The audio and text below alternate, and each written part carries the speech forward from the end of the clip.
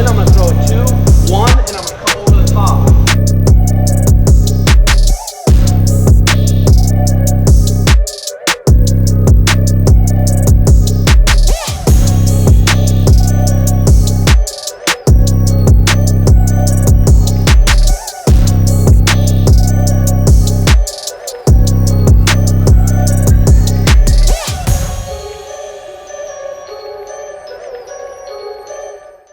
Okay, ladies and gentlemen, beautiful afternoon here in Abu Dhabi. Episode 60. Wow.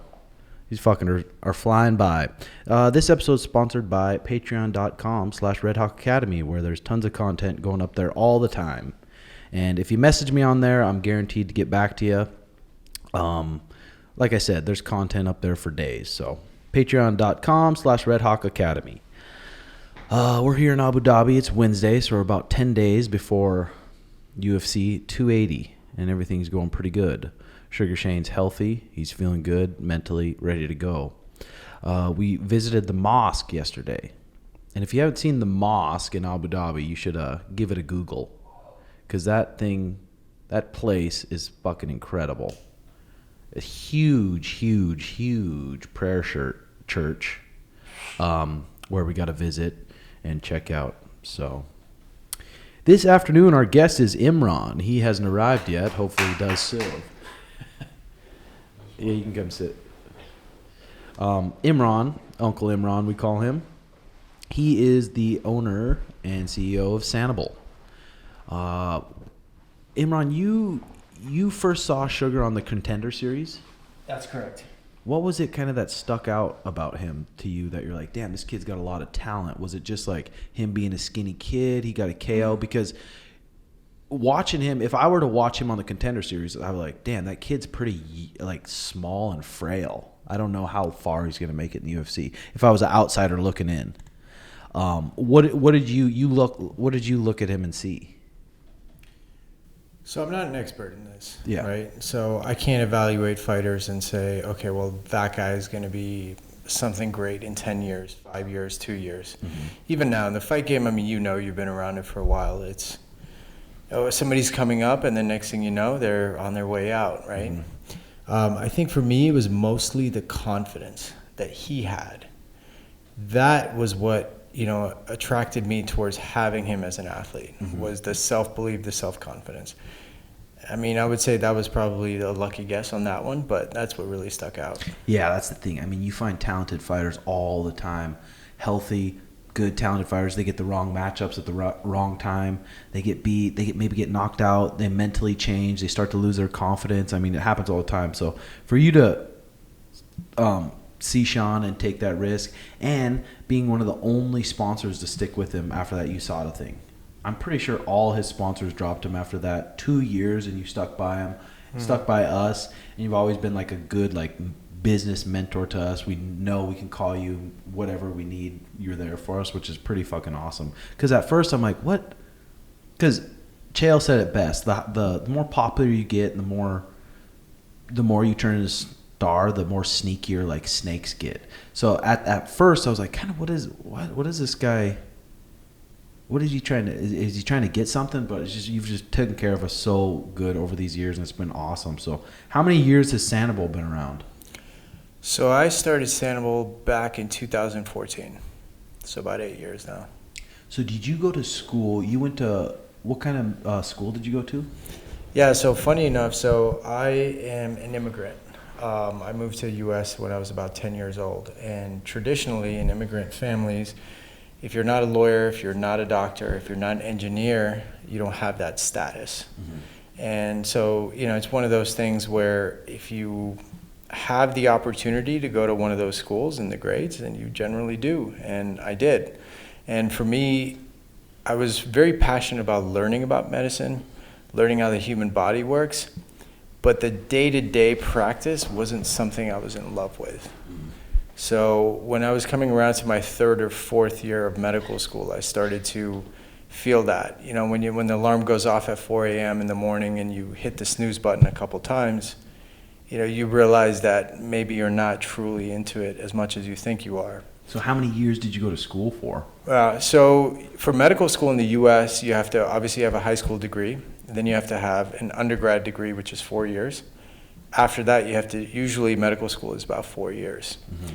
After that 4 years of medical school, you have to do a residency. So you pick a specialty, whether it's emergency medicine, surgical, anything like that, and then you have to do in-hospital training for a certain number of years. Mm-hmm. It's a really, really big commitment. Damn. So I bet, because why did your parents end up moving you guys over here? That's a really good question. I've never had that conversation with them because it's a big change, right? So you guys have always grown up in the U.S., for you guys to leave everything behind, friends, family, and move to another country in which you don't know the culture that well, you've never lived there, and you don't know what's going to happen job-wise, it's a pretty big decision. Mm-hmm. And to be honest, I haven't asked them that question before. Never? No. Wow. I mean, they've, mentioned it, like, that obviously the U.S. has more opportunities, things for people to, get into that wouldn't be the same growing up in Pakistan. And then what was the phone call like did you call your mom or your dad first and say, hey, I don't want to be a medical doctor anymore? It was more of, I just kind of avoided it for a while. It was like, okay, well, I think I'm going to take a little bit of time and figure out what I want to do exactly. The first thing was, okay, I need to figure out which specialty I want to do. So I'll take a little bit of time off. Then I said, okay, well, I'll try to do some research and then figure it out and whatnot. So after a while, it was just, they would keep asking me that question, like, when are you going to go back and do your residency, figure out a specialty and whatnot? And I would just prolong it until, the company was successful enough where they're like, okay, well, there's no chance this kid's going back. Mm-hmm. Damn. So then when did you end up telling them? I think probably like a year and a half later, 2 years. I mean, to this day, my mom still asks me, she's like, when are you going to go back? And I said, really? Probably never. I think it's, one of those things that she just kind of hopes that will happen, but there's no chance. I mean, it would be very difficult for me at this point to. Yeah, of course. I mean, so even with Sanabul, like, how did even the name come about, and how did you end up putting your team together? When was your first drop, and how many clothes did you make your first drop? Yeah, so it's very interesting. The name is one of the hardest things to do because you're going to be known by the name of the company, right? Mm-hmm. So you can't do anything that might be either conflicting with something else. Like, there's plenty of other companies that are saying, like, for example, Top King or King's MMA or things like that. Mm-hmm. Sorry for the shout out to those guys, but wanted something that I could build the company around, a name that's obscure. And for me, the biggest thing is I'm always looking for clues at other places. So I look at Nike. I'm like, well, did anybody know what Nike was before it was Nike? Just by the name. And, I believe that wasn't the case. They built it around there. And then you look at Asics, Reebok, Under Armour. A lot of these are very obscure names, and you kind of build a brand around it. So honestly, I wish it was kind of this poetic, romantic process of finding a name. But a lot of it was just look up words in different languages, Google shit, random stuff. Look up, and I think ultimately I found a website with just obscure names, and I just went down the list and looked for stuff that was either not taken or, something that didn't sound completely weird.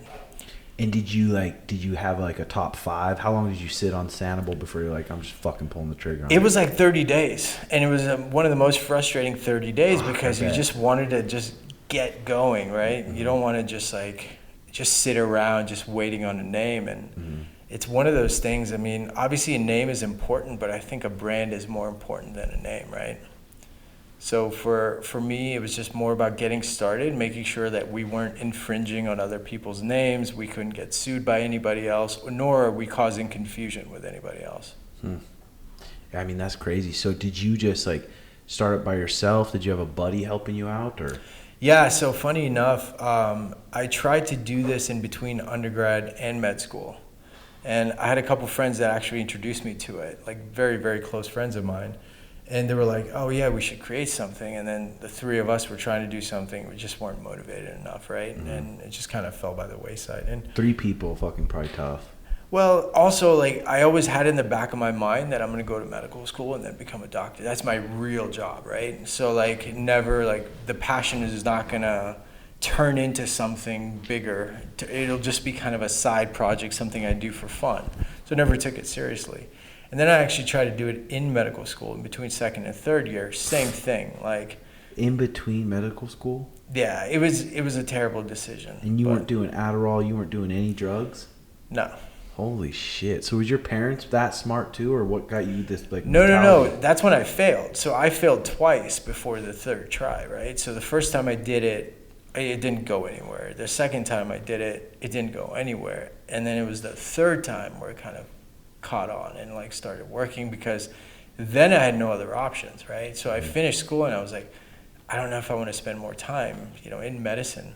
So I'm like, okay, well, I have to find something else. Mm-hmm. At that point, I was 27, 28. And you didn't have a job yet? No, I was working like other jobs, like your research, etc. But I didn't really have like a career. It was more about like trying to reinvent what I thought the rest of my life would look like. Damn. So how old were you in 2014? Yeah, so 2014, I'm assuming at that point, I'm about 28 years old.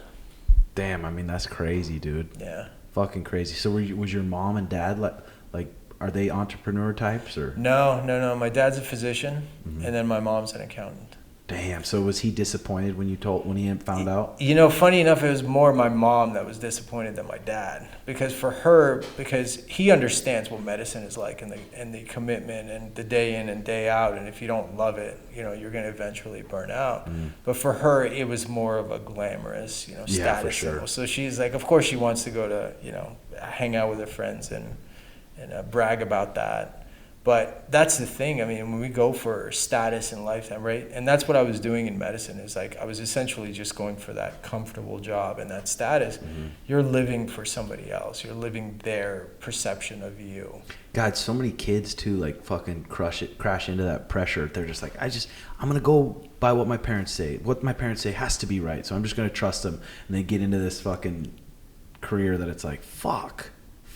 It's crazy too if you were a doctor right now, the freedom. Like, you couldn't be here on this trip with us. I mean, we probably would have met, but the freedom you have to be able to take, like, we're going to be here for like 2 weeks. You can just come here. No, you don't have to. Like, if you're a doctor, I don't think you really get 2 weeks to do whatever you want. And if you do, you probably don't get a day off for a while. Like, thankful for those thankful for the doctors, but that sounds like a miserable job to me. Yeah, if you don't love it, it's going to be miserable. Just like if you don't love fighting, it's going to be miserable, right? Well, even if you do love it, it's like you still have to go in a certain amount of hours. Still, like, you trade can your love time it for money. I do it for 5 hours a day. I love that. But it's like, well, now you have to do it for 8. It's like, you probably have to. Can you love doing that much? I agree with you. Sorry. I think, all the people that I've met that are in medicine, with the exception of very few, a lot of them do it for that reason. Like, they want a comfortable job. They want to help people at a certain point, but finding that true passion, I think, is very, very difficult. But I mean, a lot of those doctors too, they're like, fuck, I'm stuck now. I spent my whole life, I'm in debt because of this. Now I'm stuck. This is my, like, it's rare that you're like, I'm going to start a clothing company or a mixed martial arts company. Is crazy. I mean, because how many thousands and thousands of companies try to do what you do, and why do you think yours is successful? For me, I think I didn't give myself any other option, right? So I'm at the point where I'm hundreds of thousands of dollars in debt, right? Coming out of medical school. Damn. And I'm like, I need to find something. Yeah, it was absolutely scary because, and I tried not to think about it, but it still is in the back of your head, right? Because you're operating in a way that you're saying, okay, well, everything must go right in order for me to actually have this happen. And then the loan repayments start to come in. You're like, oh fuck, now I gotta pay this. Now I gotta pay this. And then you don't have bread coming in. Damn.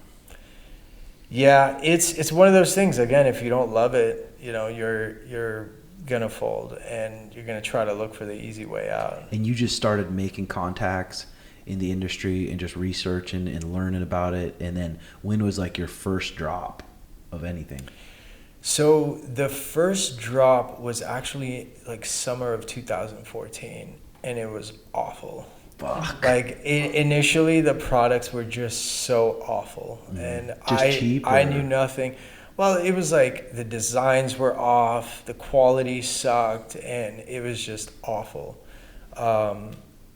It's funny kind of looking back on it, and I'm glad that they were awful at that time, because if I waited too long, there's an expression that perfection is the enemy of good, right? So people wait too long. They want the perfect product. They want it to be exactly the way that they're envisioning.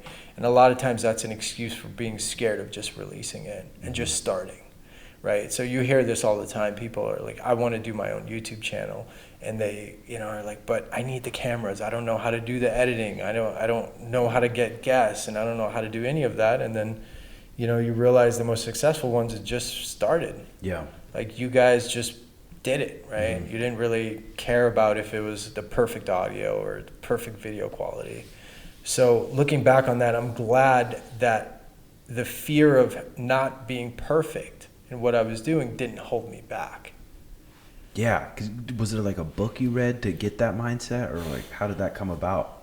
It's, it's hard to explain. I've read many books over the years, but they've all sort of accumulated knowledge. And I can't say that there's been one, Brandon and I were talking about this, where there's been one moment or one thing that I've read or one thing that I've done that's kind of led me down this. It's more of just, many things. Like it's more of having great people like help you and surrounding yourself with that. And then just the desire to get better. Right. Initially, I did want things to be perfect, right? And I still do, but then I understand that striving for that perfection is what I need to do, not actually attaining it. As long as I continue to strive for excellence, that means I can just keep going. Yeah. So was there a designer that you met from day one that you stuck with, or did you have to go through different designers and just like fire them? Because I mean, you start a company like that and you're like, fuck, do I trust this designer? Like, is this going to pop off? Maybe it's going to, maybe it's not. How'd you make those decisions? Yeah, luck, right? The older I get, the more I realize how lucky I've been. A lot of times, people are just merit, you can make anything happen. Yes, that's of course the case, but a lot of it was luck. And it was like, finding the right people, finding the right team, it all just kind of fell in place for me. And the team that I have now is incredible. Obviously, I cannot do any of this on my own. And so having the team around me has been incredible. And then meeting those people was just happenstance. Yeah. Just, in the right place, the right time. And the combination of that just, perpetuates. Literally sounds like my story. Yeah. I think anybody probably that reached a certain level of success probably has a similar, like, what the fuck, how'd that happen to me? Yeah, and the more people I listen to, that are very successful in their field, like a lot of them mention luck. And when you're younger, you just think, no, I can make anything happen and I don't need luck, right? If I work hard enough, it'll come. But there's just so much luck involved in any of this. It's weird because it's like, I forgot who talked about what book it was, but just all the different kinds of luck. Like luck, like you win in the lottery, but luck that you put yourself in the place to get lucky. That was Naval, the Oh, Naval was it? Menak. Yeah. So he mentioned the different types of luck that are involved and the work ethic behind that. Is there any like mentors or even favorite authors that you've loved? I've loved fucking Naval, dude. All the shit he says, it's like, God, that should be required school reading. Yeah. I think Naval's book is excellent. I can't even list all of them, all the different books that I've loved over the years. I mean, I think everything's great. One of my favorites is Phil Knight, the founder of Nike, his book, because he went through a lot of shit. Is it called Shoe Dog? Shoe Dog, So exactly. did you read that before 2014? No. So that came out, I think, like 2018, I want to say. I could be very wrong on that, but I think around 2018 it came out. And Yeah, that's a cool story, huh? It's an incredible story. And for me, I geek out over it because I'm trying to do something similar, right? And for me, it's seeing the different moments in his life. I've read the book now 3 or 4 times. And each time I read it or listen to it, I latch on to something different where I am in my journey. Mm-hmm. So just seeing that if somebody else can do it, maybe there's a chance that I can do it, just makes you feel that much better, right? Yeah. You connect with those people. 2016 it came out. 16.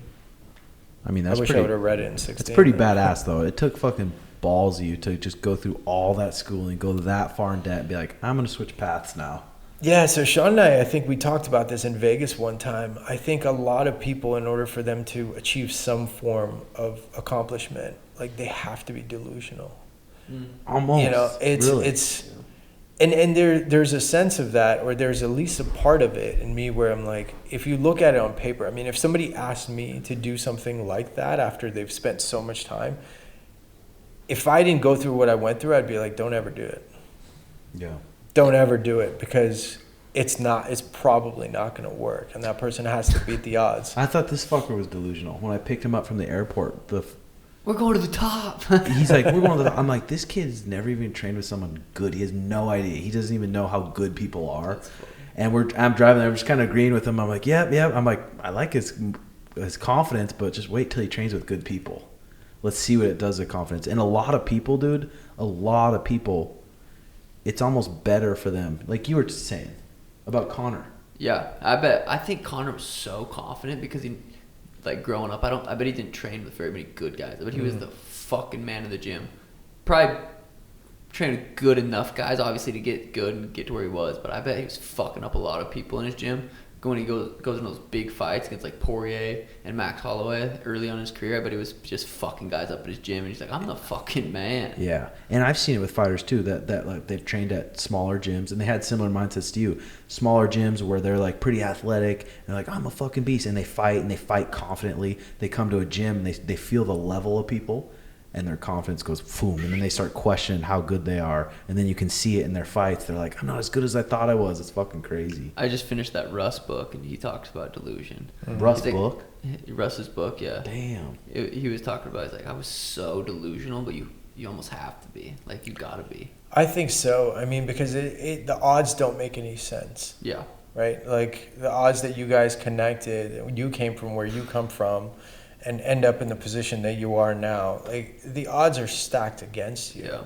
So delusion, I think, along with luck and along with, just the perfect timing. And hard work. You can't, I mean, you gotta. Well, that's a given. Like, yeah, but you gotta tell people, because some motherfuckers listening to this be like, luck can be delusional. Maybe it can't be. No, the work's the most important. Well, especially, I mean, probably in anything, but MMA, it's like, dude, if you're not grinding for 10 plus years, Yeah. you ain't gonna get any fucking luck.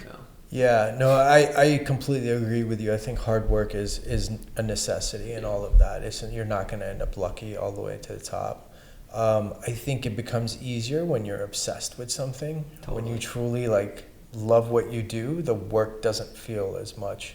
Was there any spots with Sanabul where you almost called it? You're like, fuck, I'm gonna switch. All the time. Really? All the time. You're just questioning at night, like. Well, it was a different type of questioning. It wasn't like I was gonna give up on it. It was more like, wait a minute, I don't know what's gonna happen tomorrow, right? It was one of those things where, and for a while it was actually detrimental, where I had to look at every single dollar that came in that day, right? I would check sales every single day, and if it was just off by a little bit, I would get concerned. And so, it was good in the sense that you become very disciplined when it comes to spending money, knowing what you want to release. You become very careful, right? I didn't have a bunch of capital to put in this. I didn't fundraise, get venture capital money, or just start off with a bunch of money. So everything had to kind of work. If it didn't, it really hurt. Was there a point where you just you took out a loan on top of your school loans? Yes, but that was a business loan later on. Oh.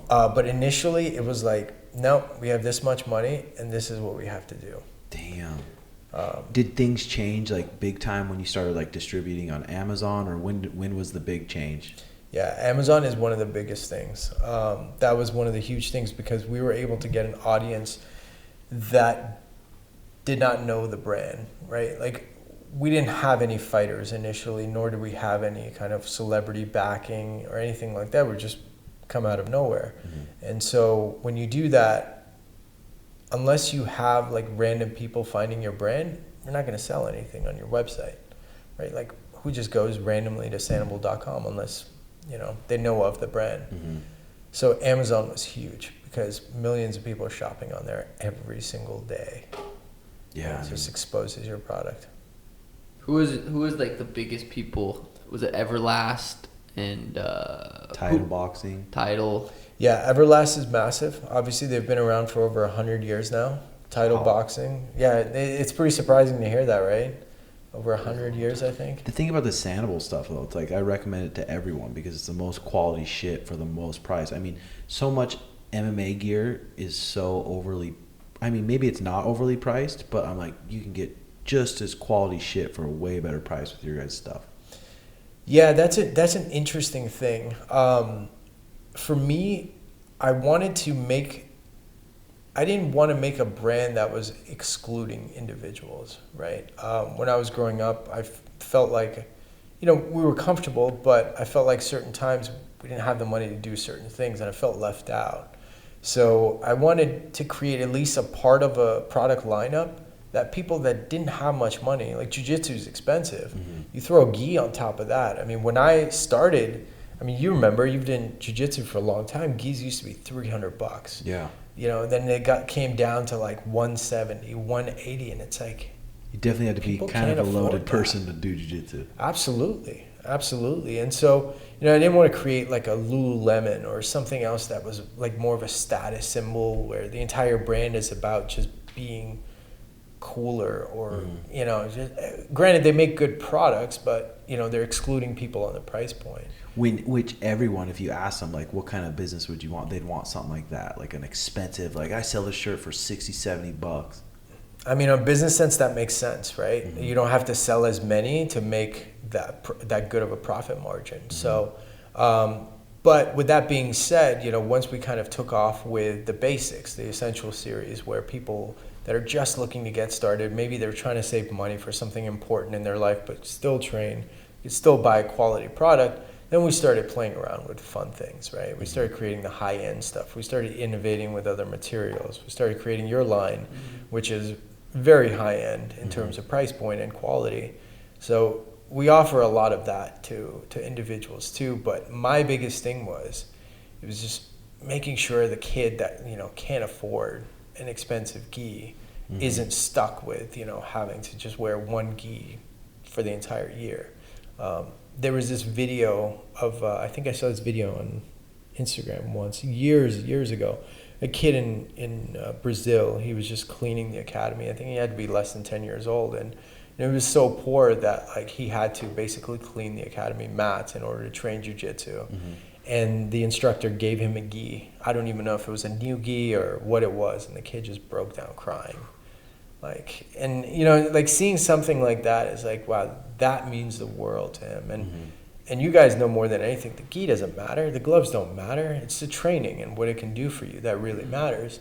So why make it that, you know, you're excluding people based on that? Yeah, for sure. When did you start jiu-jitsu? Did you start jiu-jitsu before you started Sanabul or after? Before? Yeah, I started jiu-jitsu 2000, I want to say 8 or 9 was the first time I started jiu-jitsu. And that's around the time that, you know, I met some of my very close friends that are like family to me. And you just went into a random academy in California, or? No, so it was a buddy of mine. I was actually in Florida at the time. It was one of my best friends and eventually became my best friend. And he, you know, his older brother was doing jiu-jitsu in Michigan. And he came back like during Thanksgiving, and he was I think he was a blue belt at the time. Mm-hmm. And, you know, he was the one that was, like, really obsessed with it. And it was like, hey, you should make products. And then you started learning about MMA, or were you into MMA before? I watched a bit of MMA around that time, but I really wasn't into it until, like, after med school.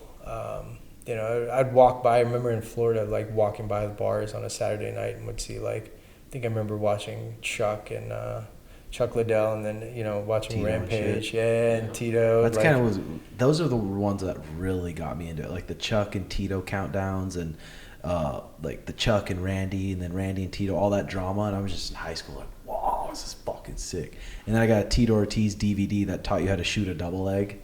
Then I went into wrestling all confident, thinking I know how to wrestle because I watched this Tito DVD.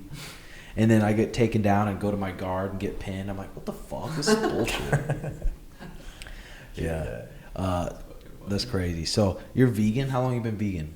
I think like 18 years now. Holy fuck. What is it, 18, 19 years? You ever check your blood work or anything, see if you're fucked up? Yeah, I do it all the time now. I check my blood work, I think, every couple years. I usually do it whenever people don't believe me that, my B12 levels are fine and my iron's fine and whatnot, and it is, yeah. Damn, so 18 years? 18, 19 years. And I'm still alive. How come you decided to do it? How come I decided to do it? That's a long story. But basically, I ended up experiencing like a loss. Like I lost an animal that I was raising at that time. And what kind of animal? It was a cat. It was like a foster cat that my mom had found somewhere. And it made me realize, I stopped and thought about it for a second. I'd actually met one of my friends that was vegan at that time, and I'll back up. So I was in chemistry class, and I met a buddy of mine, and he like walked in and asked me to take notes for him. He was having surgery or something, and then, gave him notes like a week later, and he was eating like weird stuff that I'd never seen before. And looking back on it, I'm pretty sure it was like quinoa and like other foods, and I'm like, what is that? And he's like, oh, I'm vegan. And I just lost my mind. I was so insecure with not making my own decision that I thought what he was doing was wrong. So for the next like 30 days, every day in class, I would just sit there and just argue with him. And I was such an asshole. I've never met a bigger asshole than I was at that time. Damn. So I would sit there. Thinking you know 100%. Oh, yeah. I mean, I would sit there and be like, oh, well, you need the protein. You need this. And, I was just making shit up at some point. And then, I was just like an asshole to him because I realized going back on it, I'm just trying to make him stop doing what he's doing. For no reason. For no reason. It doesn't affect what I do. I continue to eat meat at that point, but I was But if like, you care about someone, you're going to say, hey, you should do this. I didn't care about him. I had just met making fun of him. him. I was just like, I don't know. Maybe I was bored in class or what, but like, at some point, because he used to ride a motorcycle, I was like, your seat's made out of leather. Like, you're not vegan. And like just the most immature things, and he's like, it's actually synthetic leather, but thank you, and the only reason why he humored me was because he was cheating off of me in like chemistry class. So that's like the only reason he continued to sit next to me. So anyway, so that's the time where I was like first exposed to like people actually making a conscious decision towards any kind of diet, right? I just thought before that, I was like, I don't think I know any vegetarian, let alone like vegan. And so that stuff was kind of in the back of my mind. And then, I was like raising this cat, tragically dying. And then I realized that like every animal that I've ever had has been different than another. Mm-hmm. And after that point, I just couldn't do it. I know. It's like, fuck. I can't even hunt with my dad and my brother. They think I'm a big puss. But it's like, it's almost good for you to see that animal, what's happening for you to get that meat. It's like, God, it's hard for me. And then, but all this research and all these people that come out, all these absolutists, do you even listen to them, or you're just like, no? I do, because I think it's so important to have other opinions, right? Even if they're not the same as yours. If I shut them out, I would be doing the same thing that I hate when I talk about something new, right? When you guys talk about meditation or any other new principle that you're learning, and somebody just says, no, like that's not for me. Mm-hmm. Like I would be doing the same thing by shutting out their opinion. So what if Dan Garner said, "Let me do your blood, let me do everything," tested you, and then he was like, "You need to add like some meat, and you knew it would significantly improve your happiness, your health." Would you do it? No, because the reason why I became vegan was for ethical reasons. So I didn't do it for health reasons, right? I didn't start off making that decision to live a happier, healthier, longer life. Interesting answer. So for me, I'm willing to have a little bit of that trade-off in order to, as long as live it's not like more significant, like, well, you're gonna die in 3 days. Exactly. As long as it's not significant, I'm willing to live a more peaceful life, more of a life that I'm content with. Because I have huge guilty conscience when it comes to these things, and so if I did that, you'd even eat honey then, right? Correct. Damn. Correct. So yeah, so if Dan Garner said that, I would love to do that because maybe there's a way that I can work around it, right? Yeah. Figure out a solution. Why not honey? I guess I forget why. Because it's bug vomit or bee vomit, and a lot of times like if you. But you're not killing the bee, right? Correct. Yeah. So if you found random honeycomb that was abandoned in the middle of the forest, that's cool. But for a lot of the bees, that's their food that they're storing up. Oh. And damn, bees make honey and then eat it. Correct. Yeah. So they essentially store it because it's like pollen that they're ingesting. I could be way off base.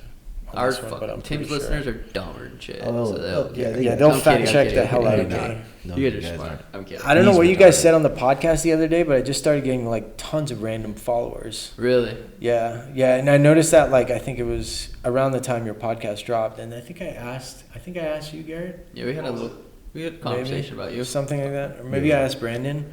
But it was really weird. So now I'm probably gonna get hate for the vegan thing. Right. But LA, I mean, living where you're at, there's just so much good food. Probably so many good vegan restaurants. That's why he said he moved there. Really? Pretty much, yeah. I went to California a couple years prior Texas. to moving there, and it just seemed, on the surface, it seemed like it was more friendly towards like my diet. So, Florida, you go there, and at that time, like I'm vegan. They're like, cool, yeah, we have chicken for you. And I'm like, cool. Well, it looks like I'm not eating anything tonight. I mean, I have a question. What? I'm asking. I listened because I was vegan right before I came and moved to Arizona. Me and Shai were vegan for about a year. And I listened to a Cameron Haynes podcast with Joe Rogan, and he kind of explained if the animals are hunted ethically, it's better to be shot through the heart with an arrow than to be ripped apart by wolves. So I kind of understood that part of your eating organic, pasture-raised, grass-fed meat where it's sourced well. Rather, obviously, McDonald's and that shit's not. It's, they're stored terribly. But what's your perspective on that? It's an interesting perspective.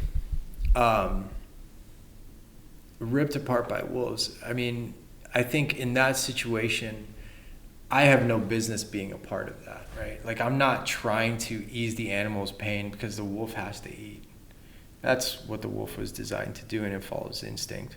To me, it's interesting because when they say it's more ethical to do that, when you kill something before it's meant to die, I don't think there's anything ethical about that. Yeah. So do you stay pretty strict with your supplements or your protein, or what's your diet like? Do you just kind of wing it? No, I definitely don't wing it. I'm like, you look healthy. You don't look frail. Yeah, but I'm still growing, so we're good. Every morning it's a raw meal smoothie, Garden of Life. Usually just the most nutritious part of the day, and that has a ton of protein in it, but also other nutrients. You guys are familiar with Garden of Life, right? They do a great job. Yeah, so they have different powders in there. So I think it's broccoli and then spirulina and a bunch of other carbohydrates too. So I put that in, frozen fruit, banana, water, put 2 scoops of that in there, and I think I have about 700 calories there. Is your girl vegan also? She is now. Really? Mm-hmm. You turned her. Yeah. I can't take credit for that. It's one of those things where would it be hard for you to date a girl that was just house and meat every night? Just fucking chopping cheeseburgers and making out with you. It would be a little difficult. It's hard for me to not. It's hard for me to try to exclude anybody like that because I was not vegan my entire life, right? So you have to imagine that if you felt a certain way at some point, it's okay for other people to feel different ways too. They just haven't came into their change. You can experience that. Or maybe they won't. With your parents eating healthy, at first you're like, you need to fucking eat healthy. And they're most people don't start eating healthy until it's too late. They're always like, well, that doesn't make sense. Like my dad now, he's getting kidney stones and shit, and he's like, I'm drinking fucking pop my entire life, and that's what it's from. Yeah, I love how Paul says diseases don't start overnight. Yeah, build up over years. Is that hard for you to see with your parents? Yeah, my mom fucking she'll eat salads, she'll eat great value shit cheese with a gallon of shitty ranch and I mean the veggies are non-organic. It's not all non-organic, so it's she's eating salads but there's not the healthiest salads. My dad's trying to change. He's been doing it for a while, or It's a little bit longer. It's hard to see with my dad too. I mean, it's just being in Montana though, and like alcohol is just so normal. It's just the norm to get drunk on the weekends and drink, and it's winter all the time, so you just drink. I'm like, fuck. It's hard for me to watch people drink pop for some reason. I don't know what it is, but when I see someone gulping down, especially if like someone or a parent orders their kids like a Coca-Cola or something, I don't know why that bugs me so much. Oh, it bugs the fuck out of me. Don't do that. It bugs the fuck out of me that it's not like. I try not to be judgmental. Like you can't get. You should be able. You should. It should be illegal. You get a ticket for feeding your kid candy that's clearly rotting their insides. It's rotting their teeth. It's just unhealthy shit you're putting them. Not a lot different than them smoking a cigarette at that age. For real. Yeah, that's really hard to watch because kids, I mean, they're going to do anything their parents tell them to or feed them. Mm-hmm. So I wonder what's worse though, like a fat Budweiser or a 32-ounce Budweiser or a 32-ounce Pepsi. What do you think, Brandon? I'd say Pepsi. Worse. You would say that's worse, even given like alcohol kills brain cells and. But they're just Your 32 liver. ounces, not overdoing it. That high fructose corn syrup, like 80 grams straight to the guzzler. Yeah, my instinct would be soda, but I'm the same way. I'll drink a beer. I haven't had a soda in Years. 30 Yeah. years. Yeah. I mean, Yeah. no. Yeah, for sure. Alcohol's So, not great either. is there anything like I'm new to like trying to invest in shit. I mean, it was probably a year and a half, 2 years ago. I got on Robinhood, started investing, watch my Ethereum just going up. Wake up in the morning, have my robe and my coffee, just thinking I'm the man, and just everything plummets. I'm like, do you invest in anything? I do. Like the stock market? Stock market, correct. Yeah, I think it's important to have some kind of retirement account, some Mhm. money that you can put away. You just did your own research So, on but that is shit? investing money and then putting away money for retirement, they're different, right? Like an S&P? Correct. Yeah, there's different types Like of SEP investment. IRA. Obviously, I'm not a financial advisor. Cannot give advice. Yeah, You're but a what you're fucking doing. doctor. Yeah, but what Smart you're enough. doing. No, so there's different types of investing. There's retirement account investing, which is, you sort of put it away and never look at it. And there's day trading or active trading, Right.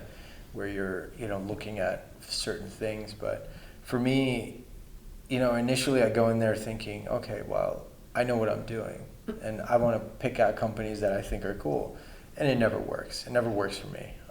There's experts in the field for a reason. Yeah. Whether it's a plumber or, broker, financial advisor. And it's one of those things. But technology has made things a lot easier. Like, just like we can find information easily on our fingertips, we can also invest easily too. Mm-hmm. So there's a couple apps that use certain formulas or algorithms to figure out the best way to invest, and utilizing those is a great way of just building, some kind of safety net. There's a Netflix episode called The GameStop. Remember when GameStop went fucking crazy? Mhm. There's like 3 episodes on it, and it's pretty interesting because especially if you don't know shit about stocks, it kind of breaks down a little bit. But it was an interesting Yeah, show. it's fucked. Did you watch that? The GameStop one? I think I watched 30 minutes and then I ended up falling Yeah, asleep. it's like too deep for you. Oh my god. But what'd you guys think of the mosque the other day? I don't know what I thought. I mean, it's just religion to me is so interesting. Mm-hmm. I've definitely different thoughts about religion. Just growing up, my mom, she literally told my sister the other day, Daniel and Sean are going to hell. You might be, talking to Michelle, and it just breaks my heart that I'm not going to see you guys up there, but in heaven we're always happy, so we won't know. And I was just like, I could not believe those. I mean, I could, but I couldn't. I just can't believe that came out of someone's mouth. So religion is just like, I don't know if it's a brainwashing thing. Every religion is different, but the mosque was very peaceful. I think it was the most beautiful building I've ever seen by far. But Yeah. religion is just very interesting to me. I don't know. I still don't really have an opinion about it. I don't fucking know. Yeah, for sure. I mean, the Muslims, they're just so, it's pretty cool because they're just so about it. I mean, Christianity in the U.S., it's like, yeah, I'm Christian, I fucking drink and I fuck hookers all the time. But I'm Christian. But I ask for forgiveness. But like, doesn't seem like the Muslims are really like that. It seems like they're very dedicated to it and they're super passionate to it. I'm sure there's, both sides of that. people that aren't also. The tour guide was the tour guide, so he had to be probably about it. Wash Yeah. their feet, their hands, and their face, and pray 5 times a day, and they do that every time. That's just hard for me to wrap. I mean, maybe I'm just not disciplined enough to imagine other people being able to do that. Well, what if I told you that your meditation is a form of prayer or I would believe religion? that, but I do feel like that. Yeah, I don't know. The mosque was insane though. Like, how much do you think that place overall would cost? It's open 24/7. As soon as it's nighttime, cleaners just flood the place and clean the whole place. It could hold 55,000 people. It's so like immaculate and amazing. I wonder if it's somewhere in the Quran. I asked the guy too. I didn't really get an answer. I understood, I guess. So why is everything so beautiful, so extravagant, so expensive? Like, does it say that in the book? Like, I want this. I think this one was an exception because this was the mosque, I believe, that the founder of the UAE built, right? So or his family. So I believe this is the case. And they just have that much money, so it's like, why not? Correct. Okay. Yeah, I think that's why it's called, the Sheikh Zayed Grand Mosque. Oh, the grand. Right. So I think if you go to another country or another city that's, you'll find a regular mosque or just like a prayer room.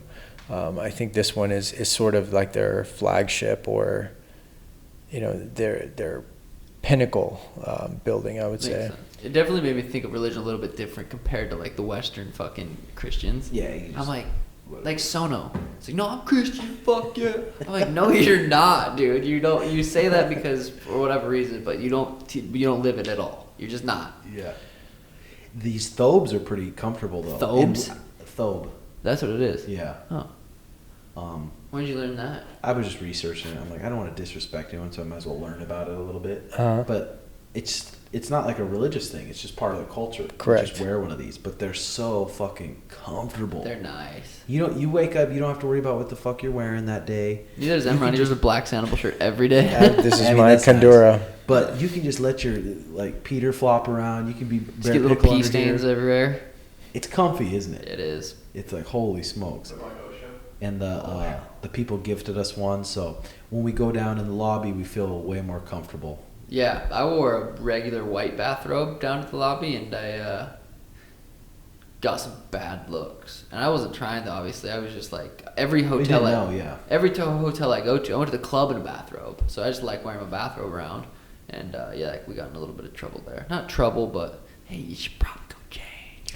Yeah, we got taken to an aquarium last night here in UAE, and I've never been to an aquarium that cool. That was fucking sweet. Like, I would love to take a little smoke. I mean, it's not legal here, and go in one of those and just see those animals. The seahorses they had. Sea dragon.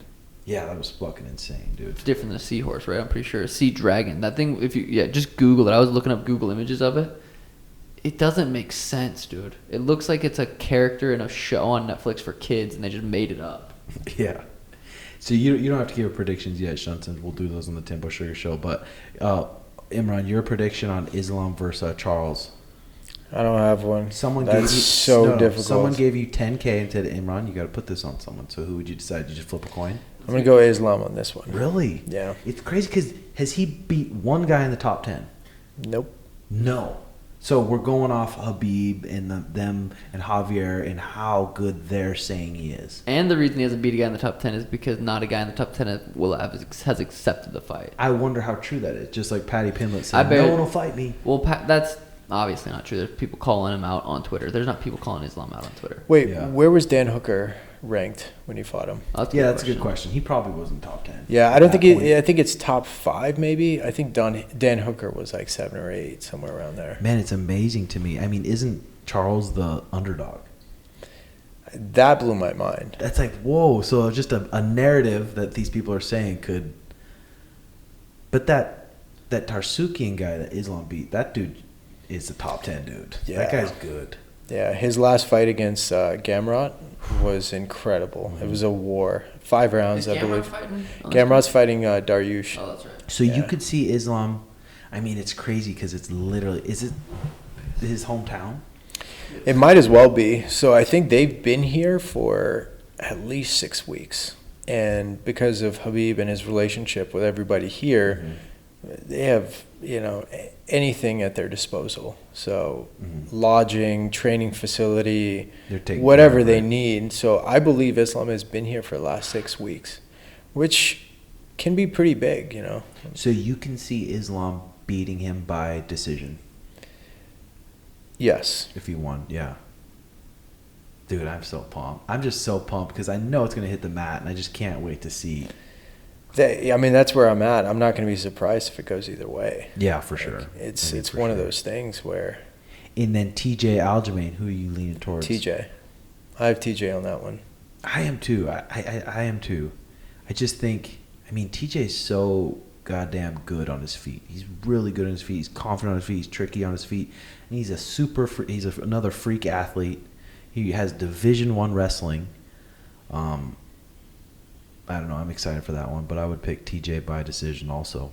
You going decision on TJ? Yeah. Interesting. I think TJ runs through Aljo. Damn. TKO. I think so. Wow. So that'll be good.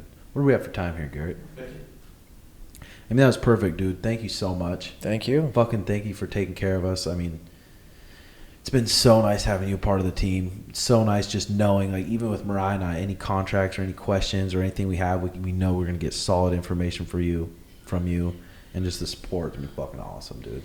I appreciate that. It's a team effort. Yeah, we're super lucky to have you, fit in just so perfect. So give Imran a follow. Don't do that. Yeah, okay. Don't give Sanabul a follow. And if you don't use their gear, use their gear because it's quality shit, and we're going to be continue to use it probably forever. So, all right, ladies and gentlemen, love y'all. Hit the subscribe button. See you next week. Peace. Fuck yeah, boys. Yeah, that was fucking sweet. Imran. Thank you, guys. We never talked about your coming up on down. That's fucking crazy. That's Because I had no clue if you came for the money, or all that, but taking that risk, dude. Yeah, that's fucking crazy. Fucking insane. Especially, with just how many people are doing clothing companies. Yeah. It's just thousands and thousands. Not clothing, more clothing, more so it's kickboxing gear and stuff. MMA, yeah. Jiu-jitsu. Yeah, that is fucking crazy. That's a badass story. People just love that part, I think. Thanks, bro. Now what? Let's go schedule our foot massage. I do Foot massage time.